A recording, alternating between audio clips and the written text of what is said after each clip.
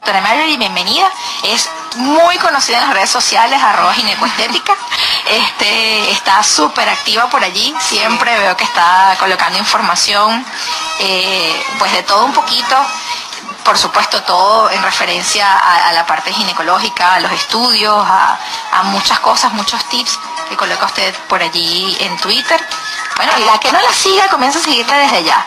@ginecoestética. Es la doctora Marjorie Gómez. Bienvenida, doctora. Bueno, gracias por la invitación. Sí, queremos hablar hoy de esa cirugía láser que la denominan rejuvenecimiento vaginal. Correcto, sí. ¿Cierto? Sí, cierto. Bueno, el rejuvenecimiento vaginal es básicamente una técnica en el que engloba tanto el mejorar la parte externa de los genitales femeninos, como también mejorar esa parte interna, lo que es llamado la parte vaginal, ¿ok? Entonces tenemos que muchas de las cosas que se realizan es la reducción de labios menores, cuando estos están grandes, se realiza la reducción de vagina, cuando las pacientes de repente han tenido mucha paridad o que de repente han sido obesas y adelgazan y sienten que su vagina pues no es la misma, entonces son un conjunto de técnicas que se realizan. Estamos hablando de todo lo que es área externa.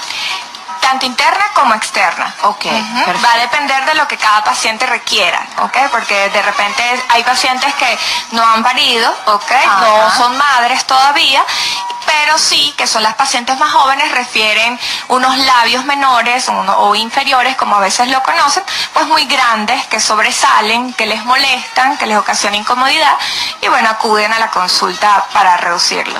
Igualmente, si la persona, la mujer, no ha tenido nunca relaciones sexuales, ¿puede aplicarse esta cirugía? Bueno, fíjate, en cuanto a la reducción de labios menores, sí, no habría ningún tipo de problema, pero por lo menos para reducción de vagina, depende, ¿ok? Porque, por ejemplo, hay pacientes jóvenes que sí pudieran, jóvenes, estoy hablando de 27, 28, 29 años, que no han tenido partos, pero sus paredes vaginales son un poco flácidas.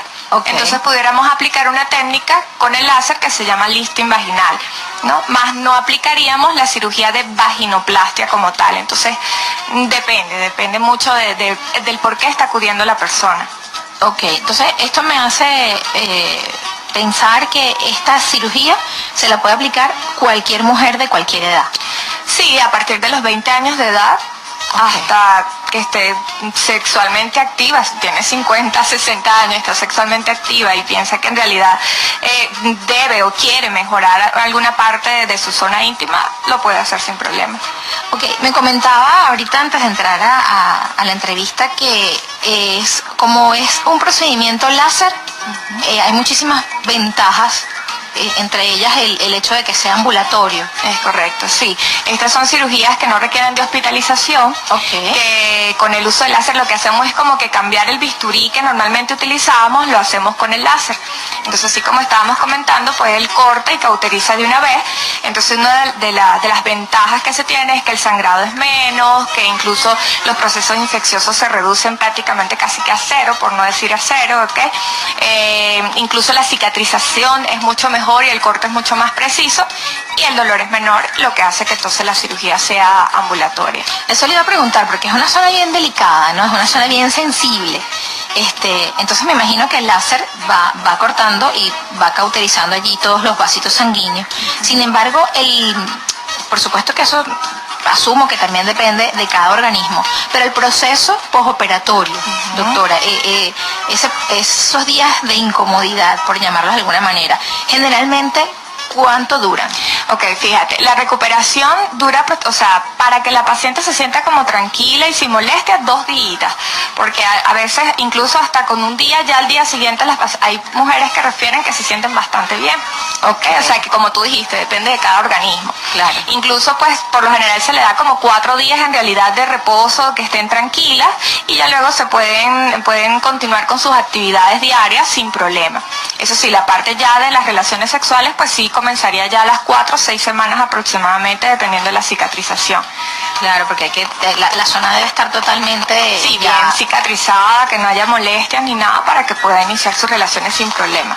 Perfecto. Y me hablaba luego de un lifting vaginal. Esto viene siendo como un refrescamiento, lo mismo que hacemos, o lo mismo que conocemos en el área de la área facial. Ajá. Sí, es más o menos como tonificar un poco esa vagina que ha estado flácida y que entonces sin haber prolapso, pues la mejoramos para que entonces la paciente se sienta mejor en cuanto a tener sus relaciones, porque lo más que refieren es durante la relación, el cambio, pues. Ok, ¿y las pacientes que sufren de prolapso pueden realizarse este procedimiento? Sí se lo pueden realizar, se puede hacer una combinación si lo amerita la paciente, ¿no? Sin embargo, ya pues cuando hay prolapsos como tal, evidentes, de repente hay otros tipos de técnicas que se utilizan mallas o cinchas si hay incontinencia urinaria, entonces ya se utilizaría otro tipo de técnica, ¿no? Pero sí se pudiera combinar ambas técnicas sin problema. Perfecto, buenísimo.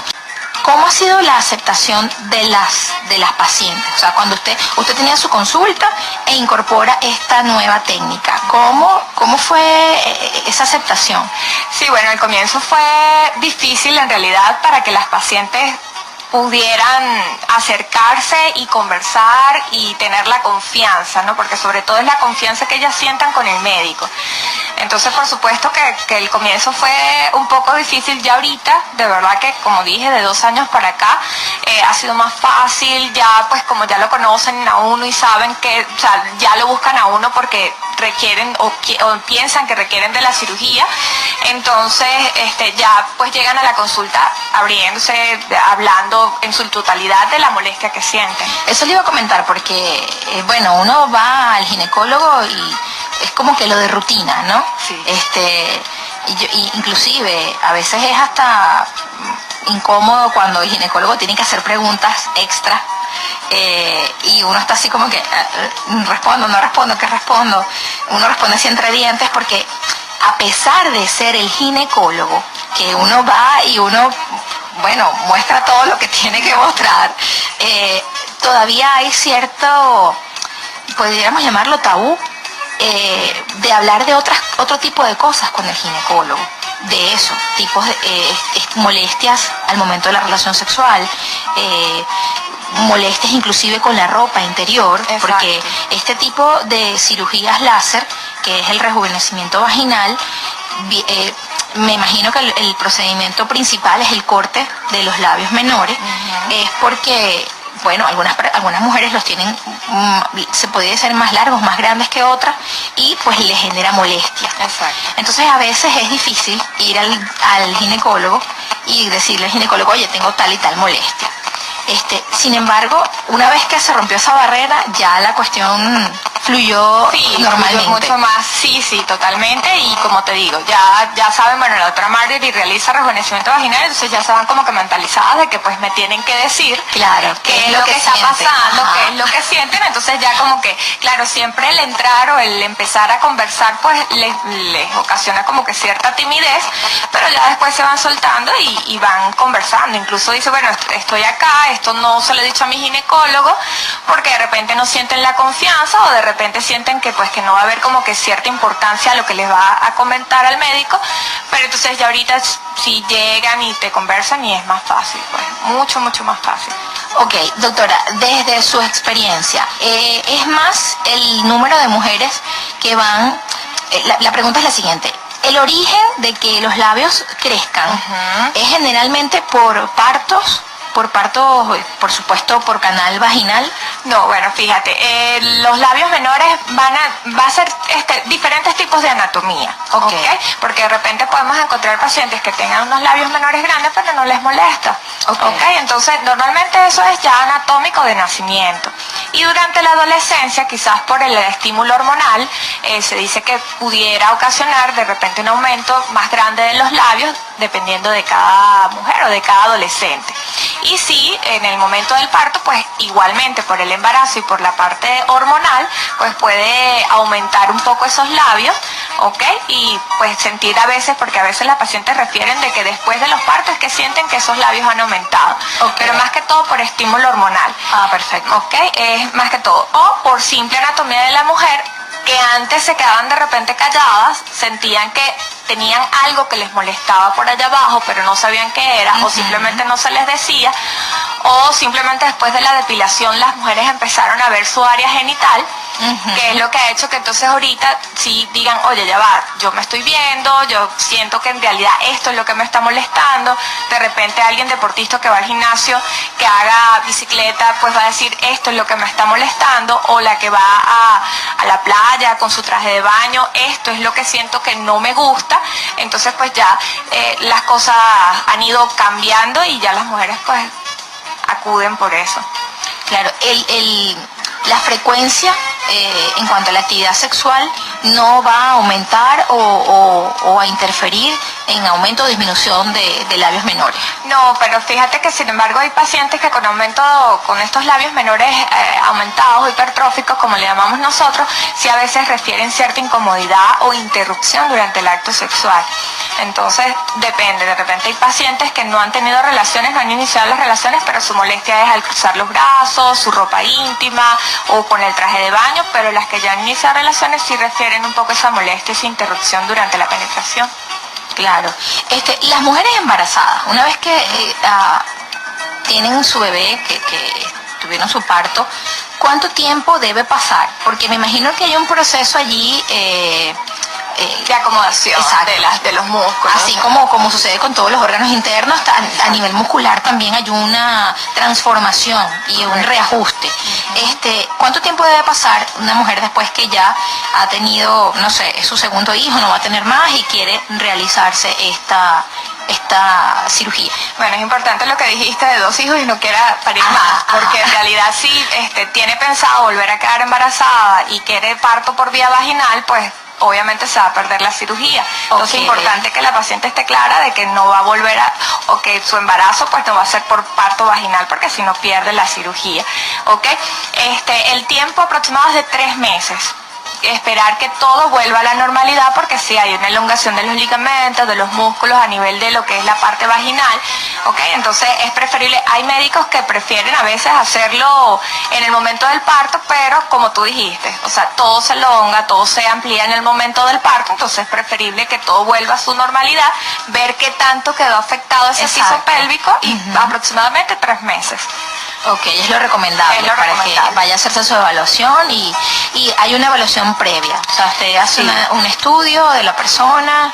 Sí, por lo general las pacientes acuden a la consulta, tienen que acudir porque de repente lo que ellas piensan, porque ha sucedido, que a veces lo que ellos piensan que pueda ser patológico o no normal, pues cuando uno las evalúa son unos genitales normales, ¿no? Entonces es muy importante por eso la consulta. Lo que ellas piensan que le está incomodando de repente no es eso, sino otra cosa. Exacto. ¿Ok? Entonces es como una consulta ginecológica, por supuesto, con su posición ginecológica, se evalúa la paciente y de ahí se le explica qué tipo de cirugía pues va acorde a lo que ella requiera. Exactamente. No es lo único que la doctora Marjorie Gómez hace con el láser, también hay otros procedimientos. ¿Nos puede comentar un poquito de eso? Sí, bueno, uno de los, además de lo del lifting vaginal que comenté, también con el láser lo que más es la vaginoplastia, ¿ok? Que esto ya es una cirugía pues que es parecida a cuando hay prolapso que realizamos, ¿ok? Entonces donde básicamente trabajamos la pared posterior de la vagina. Ya los otros procedimientos que hacemos de rejuvenecimiento, pero que no tiene que ver con el láser, pues tenemos lo que es el plasma rico en plaquetas, que se utiliza en aquellas mujeres premenopáusicas o menopáusicas que comienzan a tener sequedad vaginal, ¿okay? Que es muy molesto para las relaciones sexuales. Entonces se aplica este tipo de plasma para mejorar, para humedecer mucho más esas paredes, y pues la dosis que se utiliza pues va a depender de cada paciente, de las sesiones pues como tal. Claro, qué bueno, qué interesante eso para el tema de la resequedad en la premenopausia y en la menopausia. Sí, pacientes que de repente no puedan tomar terapia reemplazo hormonal, o que por X o por Y tengan condiciones en mama que no puedan tomar terapia hormonal, pues es una alternativa que se está ofreciendo. Qué bueno. ¿Algún otro procedimiento? Bueno, el otro procedimiento que se realiza es el aumento de labios mayores, que son los labios ya externos, que se conocen como externos, que por lo general es porque a través de la edad pues se tornan un poco flácidos, entonces uno tiende a colocar actualmente grasa de la misma paciente, por lo que dije anteriormente de los implantes, porque antes estábamos colocando ácido hialurónico, que igual es inocuo, pero como hubo la prohibición, pues hasta que no se aclare, pues seguimos con la parte de la grasa de la misma paciente. Muchísimas gracias, doctora No, Marjorie. a ti. Fue un placer tenerla aquí con nosotros.